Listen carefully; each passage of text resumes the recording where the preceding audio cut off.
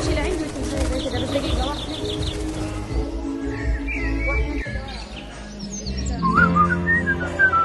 أتعني ما تقوله هذا حقا؟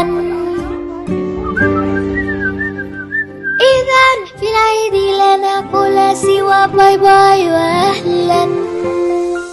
أهلا يا أيام الكرم وباي باي لراتب هذا المحترم. شكرا باي باي يا زحمة ويا طابور، وأهلا بوجه طبيعي